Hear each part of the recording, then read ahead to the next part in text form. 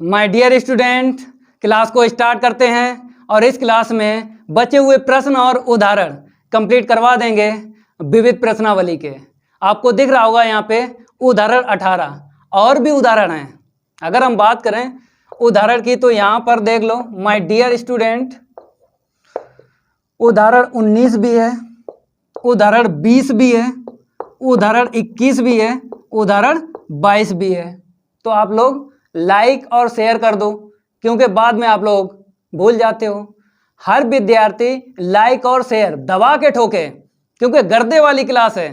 इस क्लास में कितना करवाएंगे हमने आपको बता दिया है। प्रश्न 9 करवाएंगे, 10 करवाएंगे, 11 करवाएंगे और 12 करवाएंगे, तो प्रश्न कंप्लीट हो जाएंगे विविध प्रश्नावली के। लेकिन अगर हम उदाहरण की बात करें तो उदाहरण 18, 19, 20, 21, 22 इतने उदाहरण हैं। तो भाई क्लास को पूरी लेना है क्योंकि जो विद्यार्थी क्लास छोड़ के चले जाते हैं वो कभी भी टॉपर नहीं बन पाएंगे। तो इसलिए आपको पूरी क्लास लेना है। हम ये वादा करते हैं आपसे कि गणित में आपके 100 में 100 आएंगे, 100 में से 100 ही आएंगे। क्योंकि जब हमने बच्चों का रिजल्ट देखा था क्लास 12th की अगर बात करें, पार्ट 1 से पार्ट 13 तक हम पढ़ा चुके थे, लेकिन शाम को 9 बजे क्लास ले रहे हैं क्योंकि दोबारा हम सिलेबस को पढ़ा रहे हैं।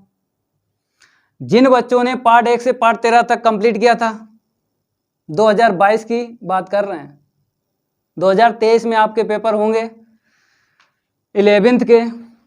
फिर उसके बाद जब आप 12th में आ जाओगे तब आपके 2024 में पेपर होंगे। जो विद्यार्थी 2022 में पेपर दिए थे तो उनका भाई रिजल्ट बहुत अच्छा रहा। क्लास 12th की बात कर रहे हैं, तो इसीलिए आपसे कह रहे हैं आप लोग मेहनत करिए अभी से, क्योंकि आपका क्लास 11th है, मेहनत करिए। ये मेरा आपसे वादा है, जब आप क्लास 12th में आओगे पेपर की भी तैयारी करवाएंगे और सिलेबस भी करवाएंगे। दोबारा तिबारा बार बार सिलेबस को पढ़ाया जाएगा। केवल आपको लाइक और शेयर करना है। साथियों को, जो भी आपके साथी हैं ना, शेयर कर दो और बताओ कि वाईफाई सक्सेस क्लासेस पर 1 बाय 1 पार्ट पढ़ाए जा रहे हैं। शाम को 8 बजे मानव सर क्लास ले रहे हैं। कोचिंग जाने की ज़रूरत नहीं है। अब कोचिंग में जाओगे भाई फीस भी पड़ जाएगी, ऐसा कौन पढ़ाएगा। जो ये प्रश्न और उदाहरण हम लगवाएंगे, कोई भी ऐसा नहीं पढ़ाएगा। हम बेसिक से लेके चलते हैं, गहराई से पढ़ाते हैं। ये नहीं कि इधर 4 लाइनें लिखी उधर लिखी हो गया सवाल। ऐसी पढ़ाई मत पढ़िए। ऐसी पढ़ाई पढ़ने से क्या फ़ायदा। जो रटना पड़े वो बेकार की पढ़ाई होती है। इसीलिए बोल रहे हैं लाइक और शेयर दबा के ठोको भाई, क्योंकि आपको उदाहरण भी करवाएंगे यहाँ पे और प्रश्न दिख रहे हैं वो भी करवाएंगे। और पिछली क्लास में प्रश्न 8 तक करवाए थे। अगर आपने नहीं कंप्लीट किए हैं तो भाई लिंक भी दे देंगे डिस्क्रिप्शन में, पहले उनको तैयार करें, उसके बाद ये जो प्रश्न और उदाहरण दिख रहे हैं इनको लगाएं। तो अगर हम बात करें प्रश्न 9 की, बहुत सरल है, कोई दिक्कत नहीं आएगी। आप लोग पढ़ लो क्या दिया है और क्या हमसे मांगा गया है। पाठ 1 आपका अच्छा तैयार हो तो गारंटी मेरी है पाठ 2 आपके समझ में आएगा। चाहे विविध प्रश्नावली की बात करें, चाहे प्रश्नावली 2.3 की बात करें, चाहे 2.2 की बात करें, चाहे 2.1 की बात करें, बेसिक आपको अच्छा पढ़ लेना है। उसके बाद अपने आप प्रश्न लग जाते हैं। चाहे उदाहरण की बात करें तो हम पढ़ते हैं, आपको समझाएंगे। क्लास को पूरी लेना है, हर एक चीज़ समझाएंगे, क्या दिया है, क्या हमसे पूछा गया है। यहाँ पर बोला गया है कि ये कैपिटल R जो है एक संबंध है, एक संबंध है, द्वारा परिभाषित है n से n में। ये देखो लिखा है कैपिटल R क्या है, एक संबंध है। आगे लिखा है क्या निम्नलिखित कथन सत्य हैं। तो इसमें कितने पार्ट हैं, 3 पार्ट हैं। पहला कथन, दूसरा कथन और तीसरा कथन।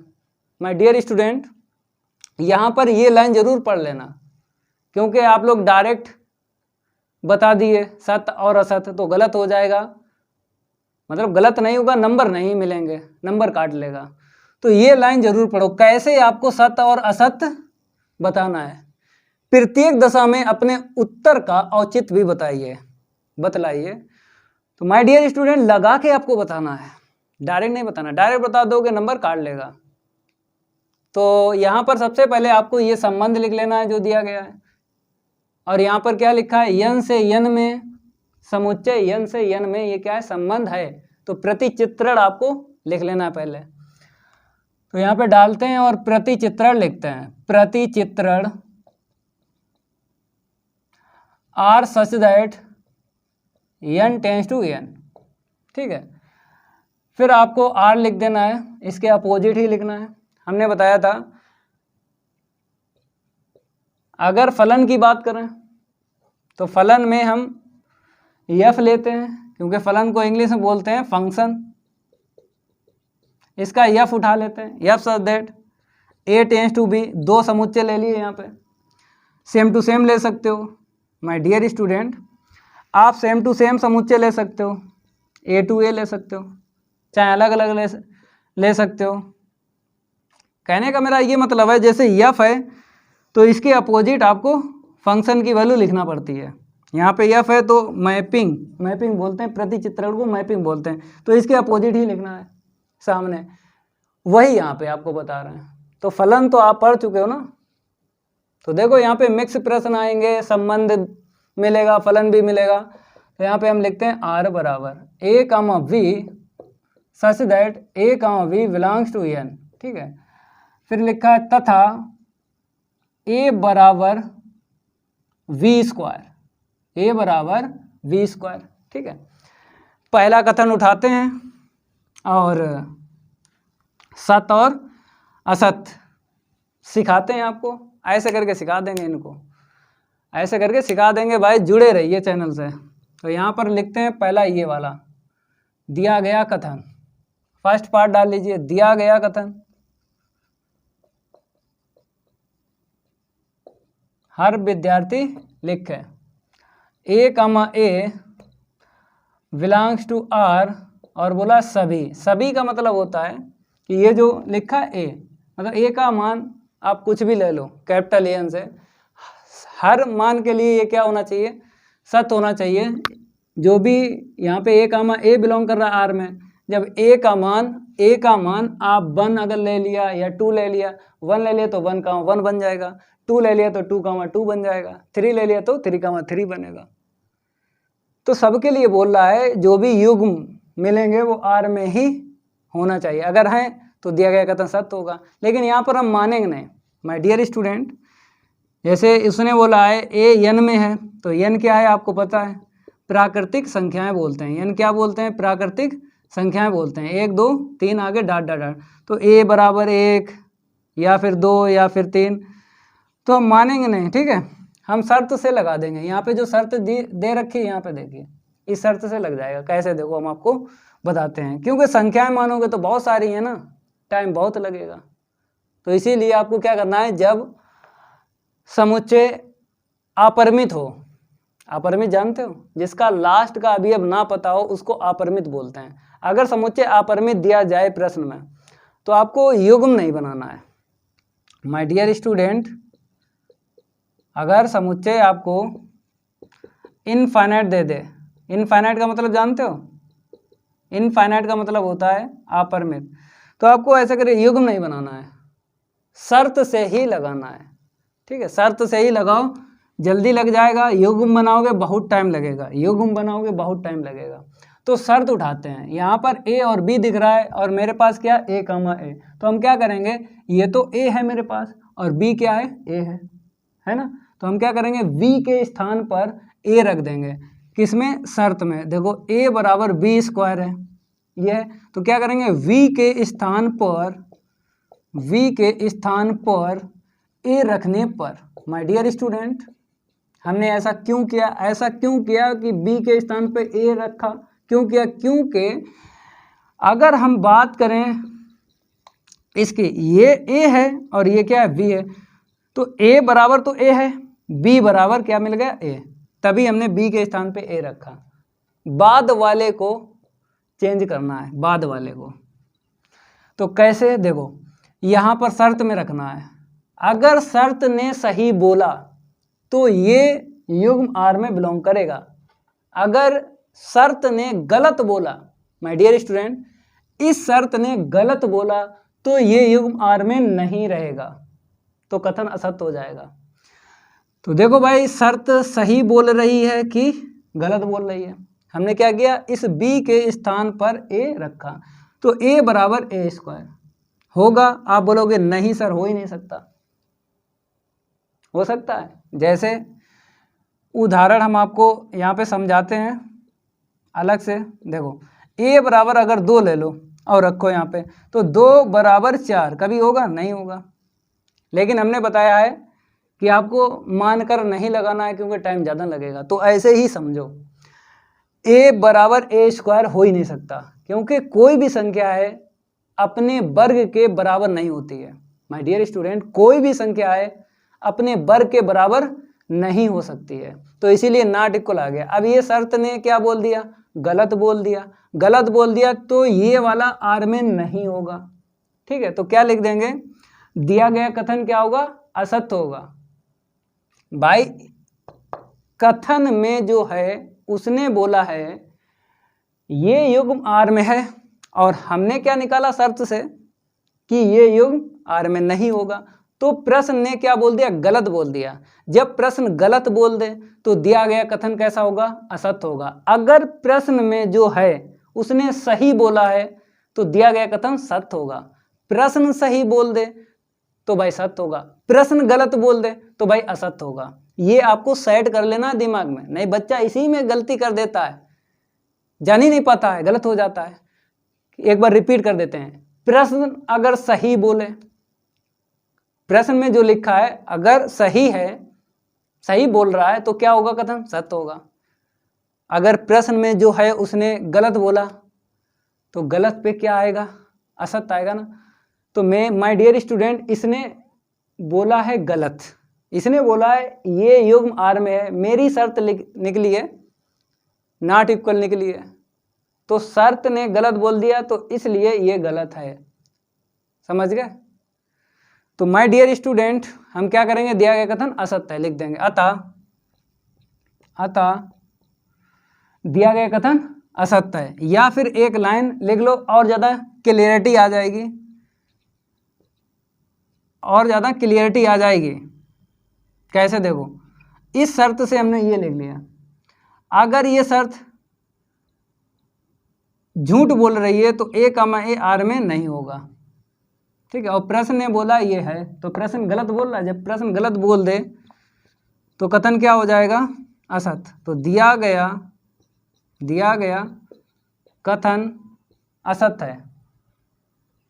हमने आपको बताया कि हम क्या करते हैं, जड़ से लेके चलते हैं, गहराई से पढ़ाते हैं। तो भाई गहराई से अगर सीखना है तो टाइम लगेगा, जैसे क्लास 15 मिनट एक्स्ट्रा हो जाएगी, कोई दिक्कत नहीं है, समझ में आ जाए भाई। तो यहाँ पे क्या लिखते हैं? असत्य है।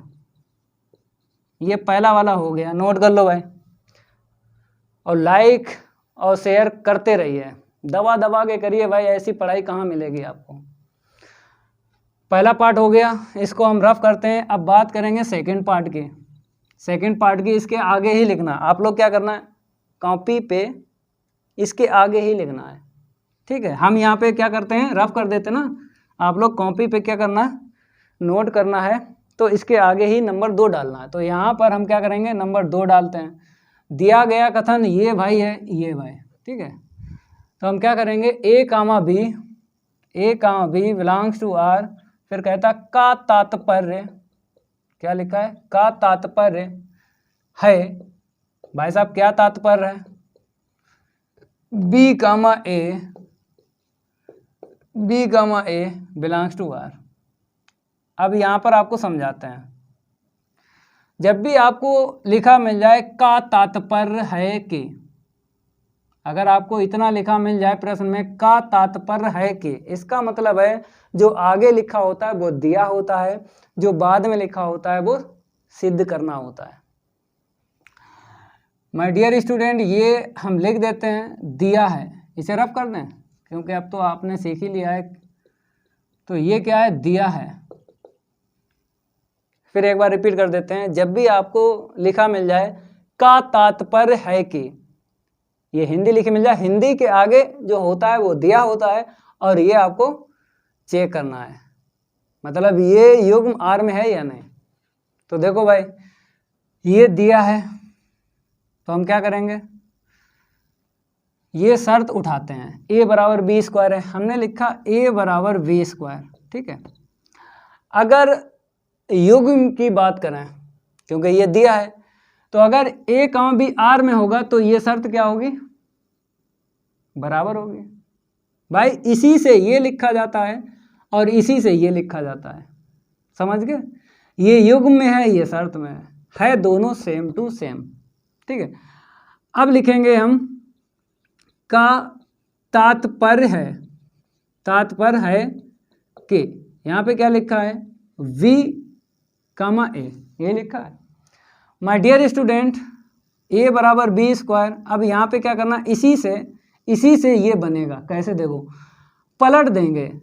कैसे पलटोगे, a चला जाएगा b के पास और b पहुँच जाएगा a के पास, पलटना है, मतलब ए बी का b है, देखो यहाँ पे ए बी है ना, ए बी का बी ए हुआ, तो शर्त को पलटना है और आपको देखना है शर्त सही बोल रही है कि गलत बोल रही है, बस इतना चेक करना है।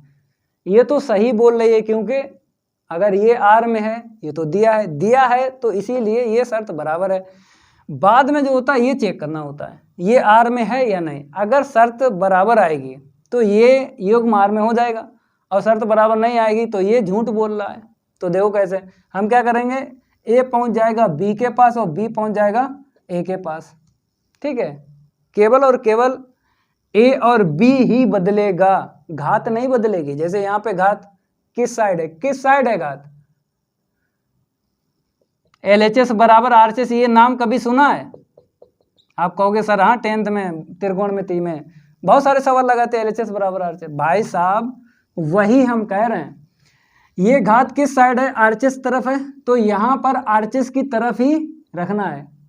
केवल और केवल ए बी चेंज होता है और कुछ नहीं चेंज होता है। जैसे अगर हम ये लिख दें a बराबर 5b स्क्वायर, तो केवल क्या चेंज होगा, a के स्थान पे b आ जाएगा और b के स्थान पे a हो जाएगा।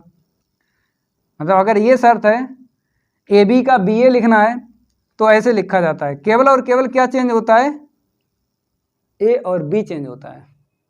अगर 5 है तो वो 5 वहीं रहेगा जहाँ पर है, घात जिस साइड है उसी साइड घात रहेगी। अब ये बताइए, ये समझ में आ गया, हमने इससे ये लिख दिया। अब ये बताइए ये शर्त सही बोल रही है, अगर ये सही बोल रही है तो ये आर में रहेगा, अगर गलत बोल रही है तो ये आर में नहीं रहेगा। तो माय डियर स्टूडेंट ये शर्त गलत बोल रही है। क्यों गलत बोल रही है, क्योंकि अगर इसका वेरिफिकेशन करवाएं, इसमें घात किस पे है, बी पे है ना भाई, घात बी पे, यहाँ पे घात ए पे आ गई। अगर सेम टू सेम ये बन जाता, वी स्क्वायर बराबर ए बन जाता, इसके बाद ये बन जाता, तो भाई साहब सही शर्त होती। लेकिन यहाँ पर घात b पे है, यहाँ पे घात a पे है, ये दिया है, ये सही है, हमने चेक किया तो ये शर्त गलत हो गई। तो माय डियर स्टूडेंट हम क्या करेंगे, इस शर्त से a, b लिख लेते हैं, ठीक है। फिर का तात्पर्य है कि, अब इससे क्या लिखोगे, b, a, ये r में नहीं होगा क्योंकि शर्त ने झूठ बोल दिया ना। आप कहोगे कि सर ये लाइन लिखी है तो ये दोबारा क्यों लिखी है, क्योंकि ये तो कथन दिया है, वो तो आपको वैसा ही छाप लेना है। आप इस शर्त से दोबारा कथन को सेट करना है। अगर सेम टू सेम ये कथन ये वाला सेम टू सेम है, मतलब ये जो कथन दिया है वही ये मिल जाता है तो कथन सत्य होता है भाई। तो माय डियर स्टूडेंट यहाँ पे b, a कह रहा है, प्रश्न कह रहा है कि b, a r में है। माय डियर स्टूडेंट हमने क्या बोला, हमने बोला ये b, a नहीं है, तो प्रश्न ने झूठ बोला। भाई आप नहीं झूठ बोलोगे, हम नहीं झूठ बोलेंगे। प्रश्न झूठ भी बोलता है, सच भी बोलता है। सच बोले तो सत्य है, असत्य मतलब सत्य है, अगर झूठ बोले तो असत्य है। तो यहाँ पर क्या लिखेंगे, अतः दिया गया कथन असत्य है, दिया कथन असत्य है। तो इस प्रकार के कथन ऐसे ही लगाए जाते हैं। संख्या नहीं मानना है, उसने बोला है ए कामा बी किस में है, ए कामा बी एन में है। तो अगर ए बराबर 1 मान लिया, बी बराबर 5 मान लिया, या फिर ए बराबर 7 मान लिया, बी बराबर 3 मान लिया, तो मानना नहीं है, क्योंकि मानोगे बहुत टाइम लगेगा। ए और बी में शर्त है, तो ए बी में ही आपको दिमाग लगाना है। मान नहीं रखोगे, मान रखोगे तो भाई बहुत टाइम लगेगा। तो इसीलिए शर्त में ही समझा रहे हैं हम, आपको भी ऐसे लगाना है। ये तीसरा वाला पार्ट हम लिखेंगे, ये तो हो गया भाई, इसको हम रफ करते हैं। नोट करते रहिए, नोट करते रहिए, लाइक करते रहिए। परमपिता परमेश्वर के आशीर्वाद से लाइक करते रहिए, लाइक करते रहिए। यहाँ पे नंबर 3 डालते हैं, बोला है a comma we belongs to R, फिर कामा करके लिखा है v comma c belongs to R. My dear student, जैसे कभी कभी क्या होता है कामा लिख देता है, कभी कभी यहाँ पर और लिख देता है, तो ज़्यादातर और ही लिखा मिलता है। तो इसीलिए दूसरा जब इग्म लिखा करो तो और लिख दिया करो। ये आपको क्लास 12th में पढ़ाया जाएगा। इसका नाम है स्वातुल्य। क्लास अगर 12th की बात करें, इसका नाम क्या है, स्वातुल्य है। इसका नाम क्या है, सम्मित है। इसका नाम क्या है, संक्रामक है। ये फार्मूले हैं, पहले पार्ट में ये फार्मूला आपको बताएंगे हम। जब क्लास 12th का सिलेबस पढ़ोगे ना, पहला पार्ट, तो वहाँ पर ये वाला फार्मूला होगा स्वातुल्य संबंध का, और ये फार्मूला होता है सममित संबंध का, और ये फार्मूला होता है संक्रामक संबंध का। ठीक है, आपको ये जानकारी नहीं थी, हमने बता दिया। ठीक है, नाम भी बता दिया, पहले वाले का स्वातुल्य है, दूसरे वाले का सम्मित है, और तीसरे वाले का संक्रामक है। ठीक है, यहाँ पे नाम नहीं दिया गया है, तो यहाँ पे लिख दो v comma c belongs to R, फिर लिखा है का तात्पर्य है कि, तो देखो का तात्पर्य है कि। माय डियर स्टूडेंट, हमने अभी थोड़ी देर पहले आपको कुछ बताया था। आपको थोड़ी देर पहले क्या बताया था, यहाँ पे का तात्पर्य है कि, इससे पहले जो लिखा होता है वो दिया होता है, बाद में लिखा होता है सिद्ध करना होता है। ठीक है, सिद्ध करना होता है बाद में। तो ये यहाँ पर बताया है ए सी, क्या बताया, ए कामा सी बिलोंग्स टू आर, यही बोला है। तो यहाँ पर भाई साहब ये युग्म आर में चेक करना है या नहीं। ठीक है, यहाँ पर चेक करना है। हमने आपको बताया है का तात्पर्य है कि बाद में सिद्ध करना होता है, चेक भी करना होता है बाद में।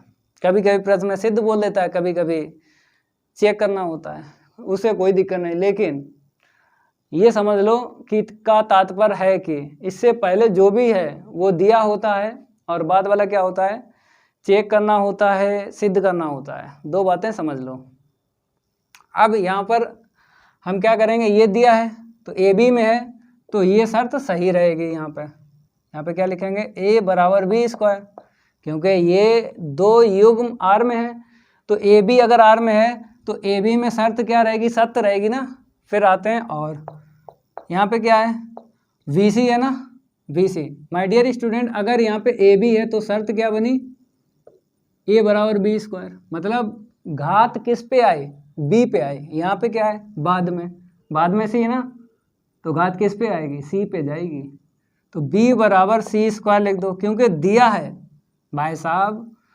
ये जो हमने अंडरलाइन किया है, डार्क लगाया है, डार्क नहीं मार्क बोलते हैं, इंग्लिश में क्या बोलते हैं, जो अंडरलाइन करते हैं उसको मार्क बोला जाता है। तो मार्क किया है इसको, तो मार्क जितने पे है वो दिया है, तो इससे ये लिख लिया, इससे ये लिख लिया, समझ गए।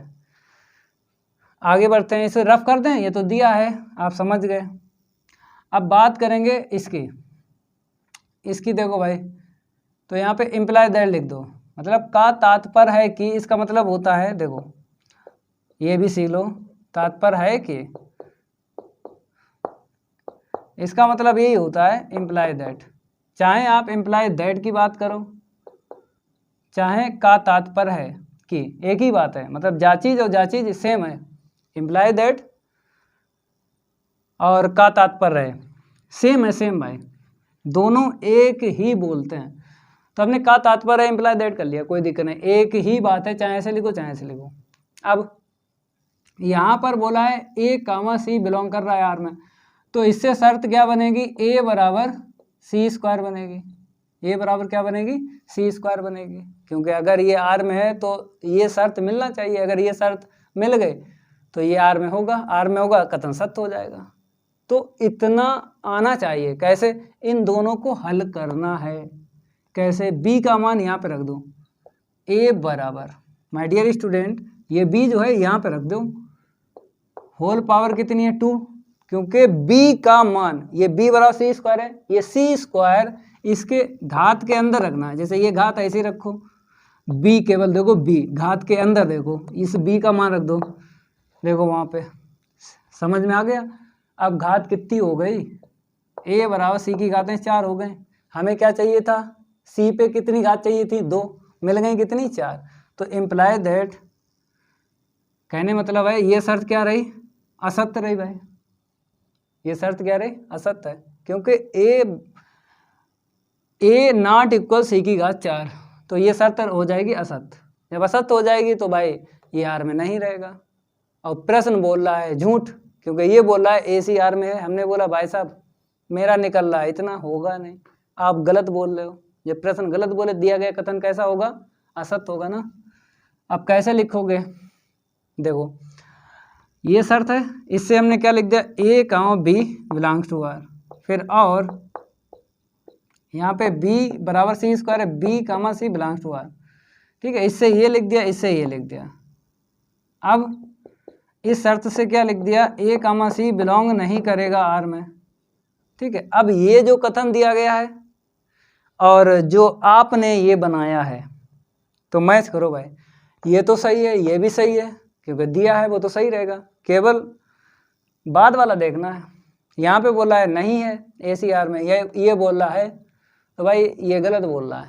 गलत बोल रहा है तो क्या लिख दो, अतः दिया गया कथन असत्य है। नोट करते रहिए, नोट करते रहिए, डीपली पढ़ाएंगे। दिया गया कथन असत्य है। इसमें तीनों कथन क्या हो गए, असत्य हो गए भाई साहब, ठीक है। और ये साफ साफ आपको दिख रहा है, प्रत्येक दशा में अपने उत्तर का औचित्य भी बतलाइए।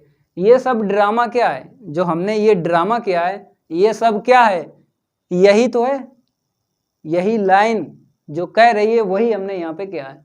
तो ऐसे करके लगाइए, एक भी नंबर नहीं कटेगा। अगर आपने डायरेक्ट सत्य असत्य बता दिए तो नंबर काट लेगा। अब इसको रफ करते हैं, ये कंप्लीट हुआ प्रश्न नंबर 9।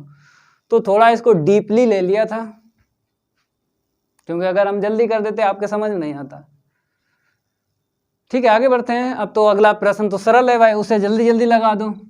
क्यों सरल है, क्योंकि वहां पर संबंध और फलन बताया है, तो आप संबंध भी पढ़ चुके हो और फलन भी पढ़ चुके हो। बेसिक में हमने आपको संबंध भी पढ़ाया था, फलन भी पढ़ाया था। और आपको पता है विविध प्रश्नावली में क्या होते हैं, मिक्स होते हैं, प्रश्न मिक्स होते हैं। तो मिक्सर पढ़ना जरूरी होता है, क्योंकि अगर मिक्स वाले सवाल आपने लगा दिए तो भाई आपसे अच्छा कोई विद्यार्थी नहीं है।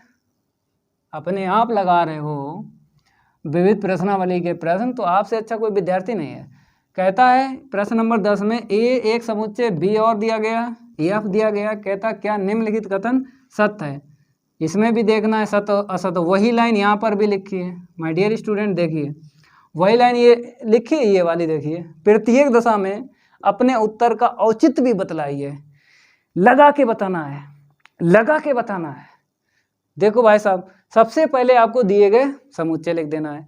ये एफ जो दिया गया है ये भाई फलन है और संबंध भी है। ये एफ क्या है, फलन भी है और संबंध भी है। हमने ऐसा क्यों बोला, क्योंकि पहले वाले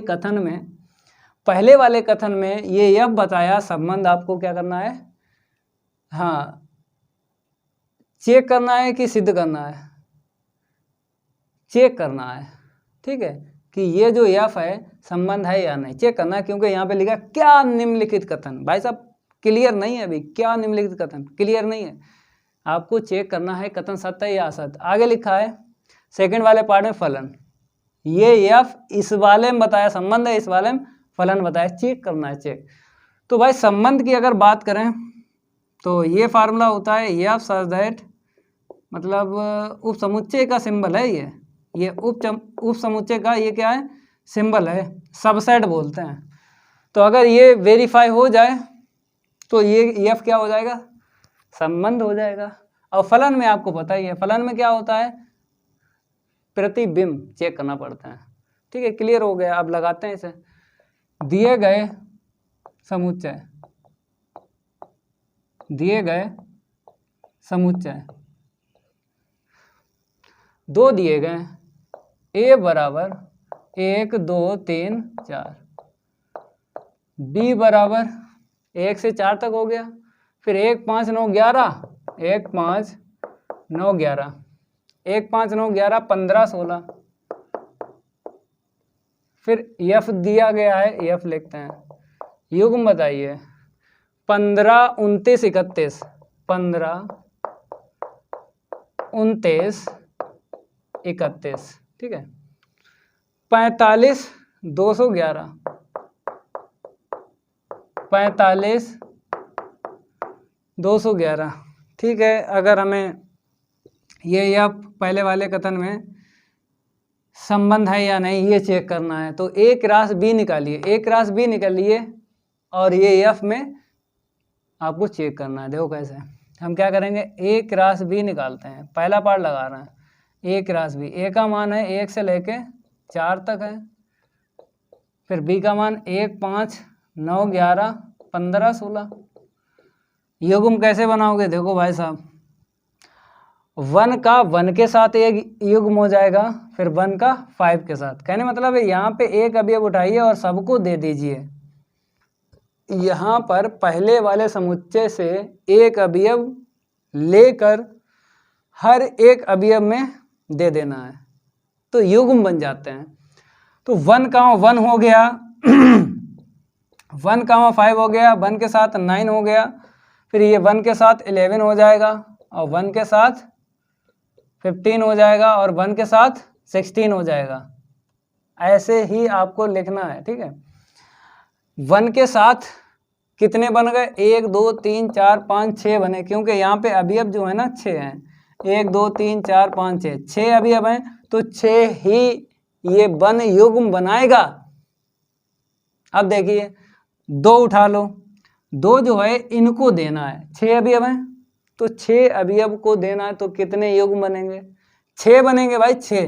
तो 2 कामा 1 2 कामा 5 2 कामा 9 2 कामा 11 2 कामा 15 और 2 कामा 16।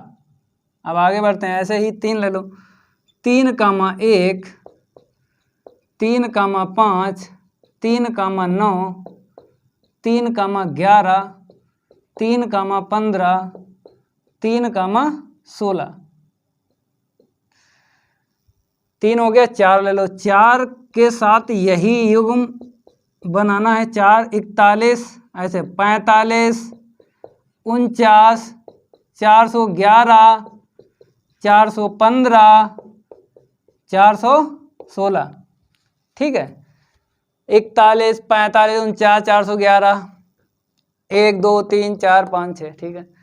तो इतने युग्म बन गए। अब माय डियर स्टूडेंट, ये एफ के युग्म, अगर एफ के युग्म मिले हैं प्रश्न में, वो किसके होना चाहिए, ए क्रॉस बी के होना चाहिए। मैचिंग करना पड़ती है। 15 ये वाला 15 इसमें है, ये मैच हो गया।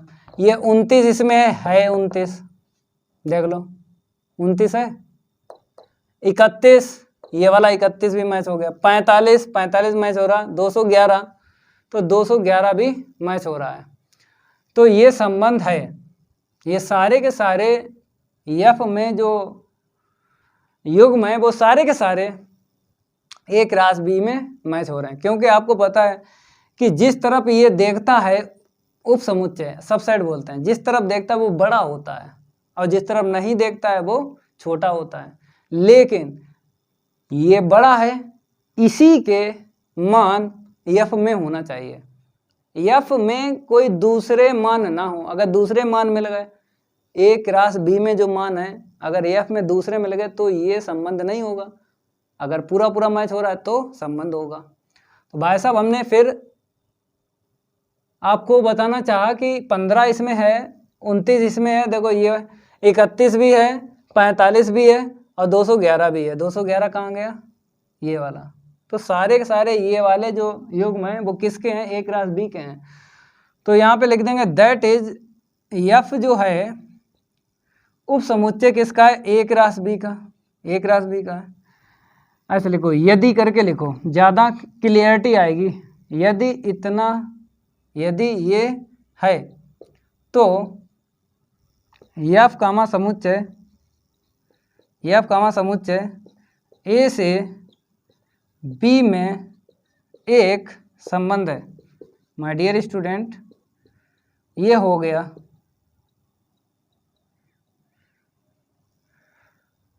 ठीक है, संबंध है। यहाँ पर क्या बताया है? सत्य। सत्य, यही चेक करना, सत्य। तो ये हो गया सत्य।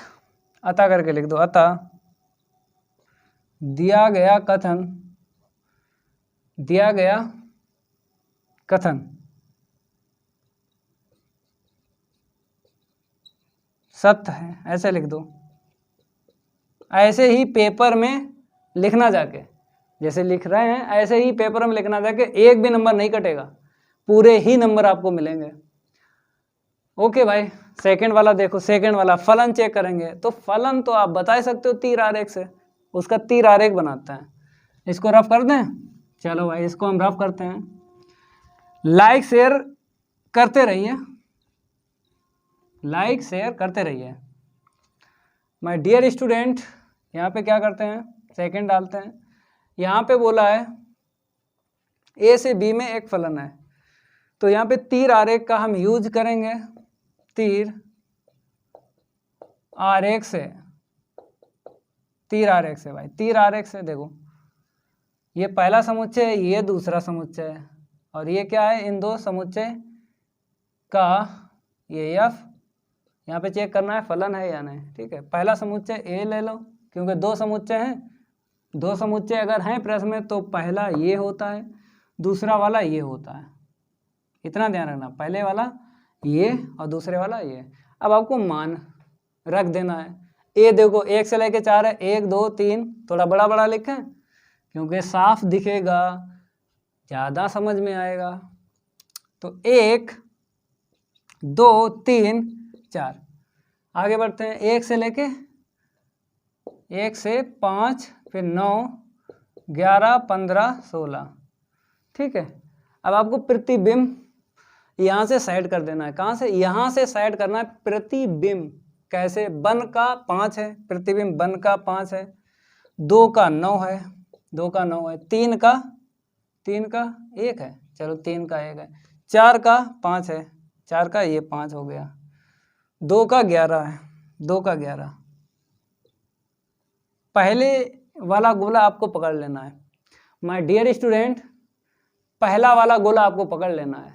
और पहले वाले गोले में जो भी अवयव हैं, जो भी अवयव हैं, आपको क्या चेक करना है? हर एक अवयव का प्रतिबिंब होना चाहिए, चाहे अलग अलग हो चाहे एक ही हो। ठीक है, और इतना ध्यान रखना, एक अवयव एक ही प्रतिबिंब बनाएगा तभी फलन होगा। अगर एक अवयव 2 या 2 से ज़्यादा प्रतिबिंब बना रहा है एक अवयव, तो भाई वो फलन नहीं होता है। तो केवल और केवल ये वाला देखिए, ये वाला, ये 2 जो है अवयव 2, इसकी कितनी है बताइए? 2 हैं, 2 देखो, 2 की एक 9 भी है, एक 11 भी है। तो भाई 2 के 2 प्रतिबिंब हैं, तो ये तो फलन नहीं होगा, क्योंकि एक अवयव का एक ही प्रतिबिंब होना चाहिए, चाहे अलग अलग हो चाहे एक ही हो, होना चाहिए। हर एक अवयव का प्रतिबिंब होना चाहिए, चाहे अलग अलग हो चाहे एक ही हो। ठीक है, और केवल और केवल ये देखना है, क्या देखना है कि भाई पहले वाले गोले में कोई अभी अब छूटे ना, अगर छूट गया तो फलन नहीं होता है। और एक की अगर 2 हैं या एक की 3 है, तुम्हारी क्या है, तुम्हारी क्या है गर्लफ्रेंड, कितनी है भाई, नहीं एक भी, चलो ठीक है ना ही हो, नहीं तो टेंशन होती भाई। तो इसीलिए पढ़ाई अगर अच्छे से करना है ये काम मत करिए, अगर आपको टॉपर बनना है ये रास्ता मत चुनिए, जिंदगी बन जाती है। तो भाई इसने क्या बोल दिया, गलत बोल दिया, तो हम क्या करेंगे, इस लाइन का यूज करेंगे, प्रत्येक दशा में अपने उत्तर का औचित भी बतलाइए। तो यहाँ पे बताएंगे यहाँ पर दो प्रतिबिंब 9 व 11 हैं, 9 व 11 हैं। अगर ऐसा है तो यहाँ पे लिख दो अतः दिया गया कथन असत्य है। लिखते रहिए भाई, नोट करते रहिए। गणित में एक सेंटेंस बनाया गया, तेज पढ़ो, तेज समझो और तेज लिखो, रैपिड फायर। तो सरस्वती ने सर दिया, गुरु ने दिया ज्ञान, माता पिता ने जन्म दिया, कर्म लिखा भगवान। तो कर्म तो भगवान ने लिखा ही है, लेकिन भाई मेहनत करिए। पता लगा कर्म जो लिखा है वो भी नसीब ना हो तो फायदा क्या है। इसको रफ करते हैं, ये हो गया कंप्लीट। प्रश्न नंबर नेक्स्ट लगाइए। आगे के जो प्रश्न है ना वो सरल है भाई, आगे के जो प्रश्न है ना वो सरल है।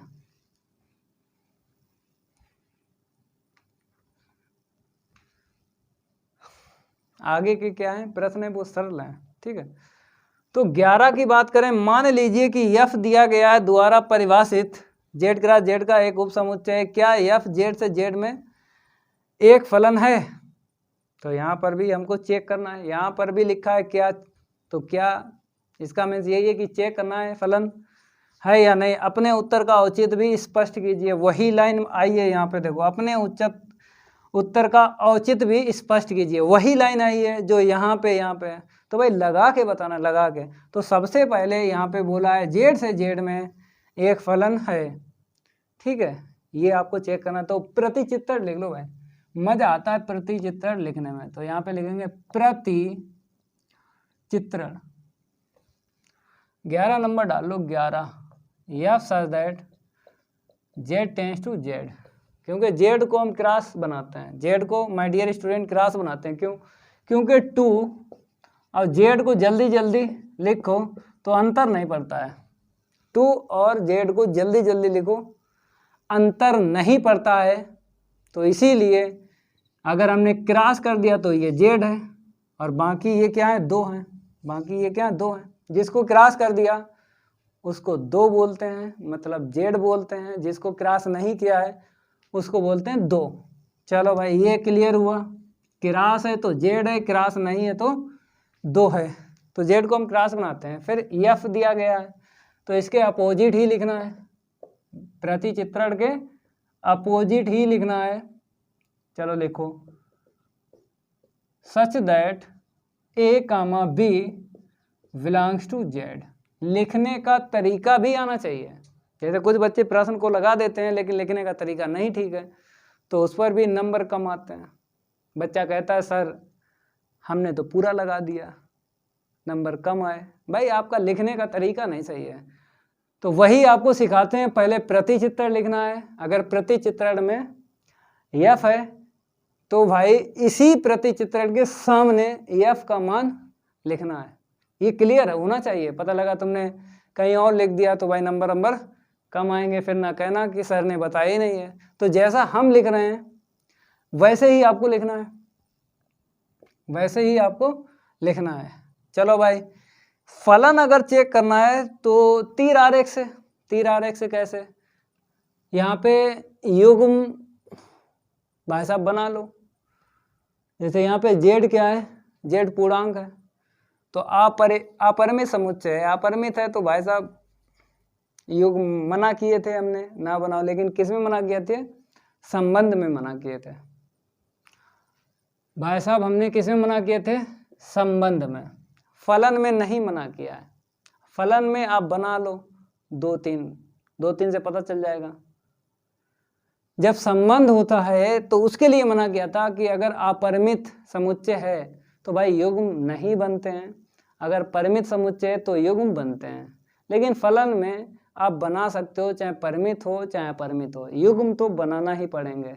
तो यहाँ पर क्या करते हैं हम, जेड समझाते हैं। जेड क्या है माय डियर स्टूडेंट? जेड को हमने समझाया, 0 के राइट चलेंगे प्लस की ओर और 0 के लेफ्ट चलेंगे माइनस की ओर। 0 के राइट चलेंगे प्लस की ओर और 0 के लेफ्ट चलेंगे माइनस की ओर। ये आपको याद है पहले से, क्योंकि आपको 9th में 8th में 7th में 10th में ये सब बताया गया। ठीक है, यहाँ पे ज़्यादा नहीं, आप कितने ले लो, मतलब ये 2 मान ले लो, ये 2 ले लो भाई, इतने से पता लग जाएगा। हम क्या करेंगे, ए का मान 1 ले लो और बी का मान 2 ले लो, युग्म बनाते हैं। तो F बराबर ए का मान 1 रख दो यहाँ पे, बी का मान 2 रख दो। तो देखो भाई साहब, यहाँ पे सिखाते हैं आपको, ए का मान बी का मान रख दिया, फिर इसके बाद कामा 1 + 2 कितना हुआ, 1 का 2 में करोगे गुणा, 2 मिला, 2 और 1 3 हो गया। ठीक है, अब इसके बाद में आपको क्या करना है, इसके बाद में ए का मान यहाँ पर ये 2 ले लो, इसके अपोजिट ही लेना है, ए का मान और बी का मान माइनस के ले लो, सेम यहाँ पे रखेंगे। केवल और केवल आपको क्या करना है, -1 और -2 रखना है। फिर उसके बाद यहाँ पर भी ऐसे ही होगा, -1 -2, तो ये तो प्लस हो जाएगा 2, यहाँ पे -3 मिलेगा, 2 कामा -3, बस 2 ले लो, 2 से काम हो जाएगा। 2 से काम हो जाएगा अगर ये समुच्चय कैसा है, अपरिमित है। मतलब अपरिमित है तो डॉट डॉट डॉट करके लिखना है। अगर समुच्चय अपरिमित है तो डॉट डॉट, मतलब आगे भी युग्म बनेंगे, लिखना है। अगर ये समुच्चय परिमित होता तो हम यहाँ पर मझला कोष्ठक लगा देते हैं, ये भी जानकारी होना चाहिए। अब देखो इसके आगे की बात, इसके आगे की बात क्या है, हम क्या करेंगे, तीर आरेख से चेक करते हैं। तीर आरेख से, तो तीर आरेख आपको पता है कैसे बनाया जाता है, समुच्चय जेड है, ये भी जेड है, ठीक है। तो जेड ये है, 0 के ऊपर बढ़ो 1 2, बस डॉट डॉट कर दो, फिर -1 -2 डॉट डॉट डॉट आगे कर दो, ठीक है। यहाँ पर भी ऐसे ले लो, 0 के ऊपर 1 2 डॉट डॉट डॉट, 0 के नीचे ले लो -1 -2 डॉट डॉट डॉट।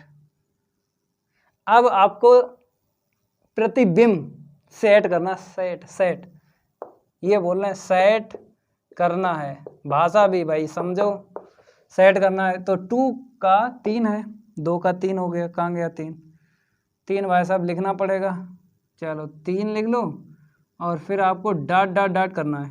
2 का कितना हो गया, 3 हो गया, 2 का -3 हो गया, 2 का -3, तो यहाँ पे -3 आपको लिखना पड़ेगा, -3 माइनस ये 3 है, ठीक है माय डियर स्टूडेंट। 2 का -3 है, तो 1 की कितनी हो गई, 1 की 2 हो गई ना, 1 की 2 प्रतिबिंब है, तो भाई अगर 1 की 2 या 2 से ज़्यादा तो फलन नहीं होता ना, तो ये फलन नहीं है। तो यहाँ पे क्या लिख देंगे, अतः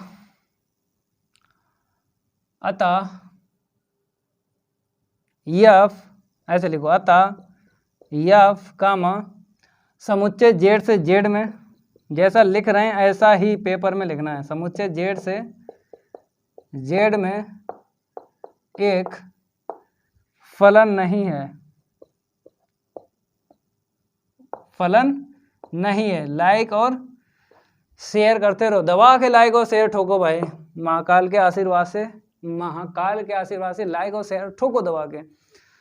तो प्रश्न नंबर 12 की अगर बात करें, आगे बढ़ते हैं। प्रश्न नंबर 12 की अगर बात करें तो इसको हम रफ करते हैं, फिर आपको बताते हैं।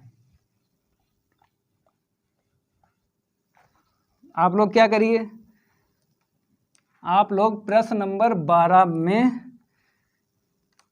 देखिए Fn दिया गया है, n पढ़ लेते हैं पहले ऊपर से। मान लीजिए कि A एक समुच्चय प्रतिचित्र दिया गया है, Fn क्या है, n का महत्तम अभाज्य गुणक। महत्तम का मतलब होता है बड़ा, महत्तम का मतलब क्या होता है, बड़ा। परिभाषित है, F का परिसर ज्ञात कीजिए। परिसर का मतलब आपको पता है कि बाई के सभी संभव मानों को परिसर बोलते हैं। फिर एक बार रिपीट कर देते हैं, बाई के सभी संभव मानों को परिसर बोलते हैं। चलो भाई निकालेंगे परिसर। तो आपको क्या लिखना है, सबसे पहले प्रतिचित्र लिख लेना है। F such that A tends to n, इसके बाद Fn दिया गया है, Fn लिख लो। n कहा है महत्तम अभाज्य गुणक, महत्तम अभाज्य गुणक, ऐसे करके आपको लिखना है, ठीक है। अब ये वाला जो A है ना, यहाँ पे लिखना है, जहाँ A बराबर 1 से लेके मतलब 9 है, तो 9, 10, 11, 12, 13, 9, 10, 11, 12, 13, ये परिमित समुच्चय है, परिमित, ठीक है। आपको मिल जाएगा परिसर, बाई के मान चाहिए, मतलब परिमित ही मिलेंगे परिसर, क्यों, परिमित समुच्चय है तो परिमित ही परिसर मिलेगा। चलो भाई, सबसे पहले ये n बराबर हम 9 लेते हैं। क्या लेते हैं, 9। यहाँ पे क्या लिखो, 9। n बराबर इससे 9 लिया, यहाँ पे रखो, ठीक है, 9। अब 9 के गुणनखंड करिए, क्योंकि हमें महत्तम पकड़ना है। 3 तिरका 9, 3 एकन 3, तो इसका 1 भी होगा, क्योंकि 1 सबका होता है। माय डियर स्टूडेंट, कोई भी संख्या ले लो, कोई भी संख्या ले लो, अगर उसके गुणनखंड करते हो तो 1 तो सबका होता है, तो इसीलिए 1 लिखा, फिर 3 लिखा और 3 लिखा। अब बात करेंगे अभाज्य की। माय डियर स्टूडेंट, अभाज्य जो संख्या होती है ना, 2 से स्टार्ट होती है, तो अगर 1 ना लिखो फिर भी ठीक रहेगा, अगर लिख दे तो फिर भी ठीक है। तो हम क्या करेंगे, ज़्यादा टाइम ना लगे पेपर में, तो इसीलिए 1 को हटा दिया, जो आया वही लिखा। अब इसमें सबसे बड़ा देखो महत्तम, तो केवल चाहे यहाँ से ले लो चाहे यहाँ से ले लो, हमने क्या ले लिया, 3 ले लिया। ये महत्तम अभाज्य गुणक है, महत्तम अभाज्य गुणक।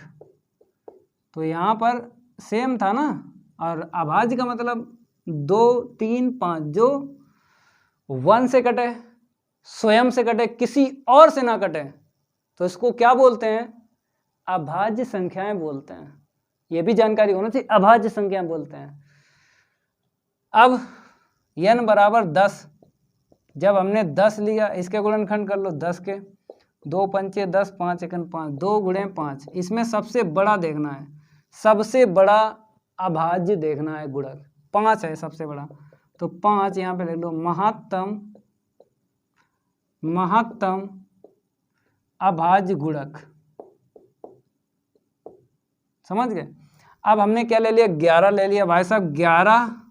11 के गुणनखंड 1 गुणे 11,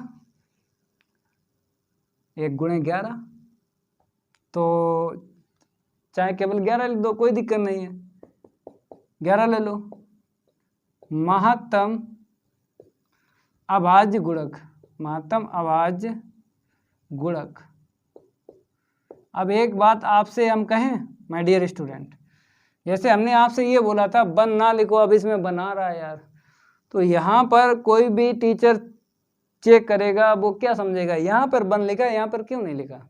वैसे तो सही है, कोई दिक्कत नहीं है, देखने में अच्छा लगना चाहिए भाई। जो देखने में अच्छा लगता है तो उसको अच्छा ही बोलते हैं, हर व्यक्ति अच्छा ही बोलता है। तो इसीलिए हम क्या करेंगे, 1 का यहाँ पर बाद में कर देते हैं, क्योंकि यहाँ पे 1 आ गया। अगर आता ना तो हम यहाँ पर 1 नहीं करते।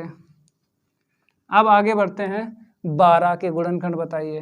F 12, 12 ले लीजिए, 2 छंग 2 तियाँ 3 एकन 3, 2 दूनी 4 तियों 12, एक जरूर लेना, एक अपने पास से ले लो, 2 फिर 2 फिर 3।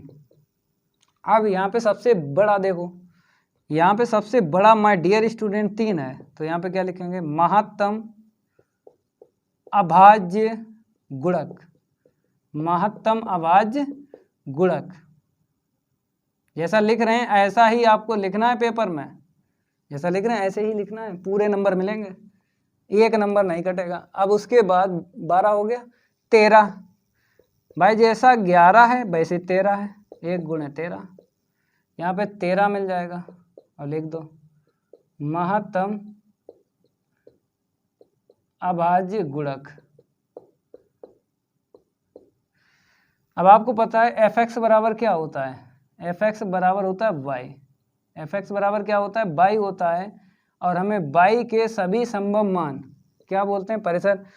तो बराबर में देखो, मतलब f9 के बराबर क्या है, 3 है, मतलब बराबर में जो है वो y का मान मिलेगा, तो 3 5 11 और ये फिर 3 मिला, तो एक बार ही 3 लिखना है, क्योंकि सेम टू सेम को एक बार लिखते हैं मझले कोष्टक के अंदर। तो 3 5 11 13 लिख दो भाई। f का परिसर बराबर देखना है, क्या देखना है, बराबर, मतलब ये आपका ये मैच हो गया, ये जो लिखा है ये मैच हो गया, अब बराबर में ये बाई है, तो बराबर में यही तो है, तो वही बराबर में हमें बाई मिला है, उसी को बोलते हैं परिसर। 3 5 11 13, 3 5 11 13, 3 2 बार मिला तभी एक बार लिखा है, क्योंकि सेम टू सेम को मझले कोष्टक में एक बार लिखा जाता है, ये भी जानकारी होना चाहिए। अब देखिए उदाहरण 8 की बात करेंगे, ये तो कंप्लीट हुआ, नोट करिए उदाहरण 8, उदाहरण 8 की ये बारी नहीं करेंगे उसके साथ कोई यारी। उदाहरण किसकी बारी है, उदाहरण 8 की बारी है, और आप लोग लाइक करते रहो, दबा के शेयर करते रहो, लाइक और शेयर करते रहो। 8 नंबर देखिए, 8 में कहा है मान लीजिए कि R वास्तविक संख्याओं का समुच्चय है, एक वास्तविक फलन ये है, ठीक है, कहता है fx बराबर इतना है, तो एक वास्तविक फलन f such that r tends to r को fx बराबर x प्लस 10 है, इसका ग्राफ बताया है, तो ग्राफ बनाना है भाई, ग्राफ। ये प्रश्न जो है ये उदाहरण 8 पूरा नहीं लिखा, देख लो भाई, 18 है, 18 तो मेरे पास बुक नहीं है आज भाई, आप लोग देख लो भाई, ग्राफ ही पूछा गया होगा। मान लीजिए कि r वास्तविक संख्याओं का समुच्चय एक वास्तविक फलन है, को fx बराबर इतने को ग्राफ ही होगा, आगे ग्राफ ही होगा, ठीक है, ये ग्राफ ही बनाना है। चलो ग्राफ वाला होगा, देख लेना बुक में अपने। तो सबसे पहले प्रतिचित्रण लिख लो, 18 है, हम बोल रहे थे प्रतिचित्रण,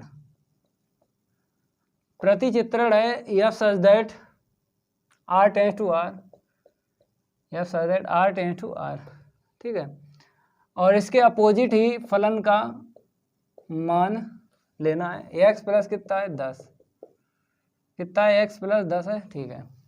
अब आपसे ये कहें माय डियर स्टूडेंट कि कुछ मान अपने पास ले लो x के, जो भी मिलेगा वो y का होगा, तो हम क्या होगा, हमें बिंदु पता चल जाएंगे, तो उसे के हिसाब से हम क्या कर लेंगे, डायग्राम बना लेंगे। तो हम क्या करेंगे, ये r से ही लेना है, तो चलो भैया x बराबर 1 0 ले लो, 1 ले लो, -1 ले लो, 2 ले लो और -2 ले लो, केवल दो इतने ही मान ले लो, इतने से आप बता सकते हो भाई। तो f0 रखो यहाँ पे 0, 0 प्लस का 10 बराबर 10 आया, तो यहाँ से हमको क्या पता चल गया, डाट डाट कर दो, क्योंकि r जो है अपरिमित है ना, तो डाट डाट कर दो। तो f0 पे 10 मिला, और f1 पे बताओ, जब 1 रखो यहाँ पे 1 प्लस का 10 11 मिला, f -1 ले लो, ये -1 प्लस का 10 बराबर 9 मिला। फिर उसके बाद एफ 2 ले लो, 2 प्लस का 10 बराबर 12 मिला। फिर उसके बाद एफ माइनस का 2 ले लो, यहीं पे रखना है, माइनस का 2 प्लस का 10 इज इक्वल 8। ठीक है, अब आराम से युग्म बना लो। ये x का मान है, ये y का। 0 पे कितना मिला 10, 0 पे 10 है, 1 पे 11 है, -1 पे 9 है, 2 पे 12 है, -1 पे 9 है, फिर क्या बताया है 2 पे 12 है। देखो 2 पे 12, ठीक है, -2 पे कितना है 8 है। आगे डाट डाट कर दो, आगे क्या कर दो डाट डाट, क्योंकि अपरिमित है ना समुच्चय, अपरिमित है समुच्चय तो युग्म अपरिमित बनेंगे।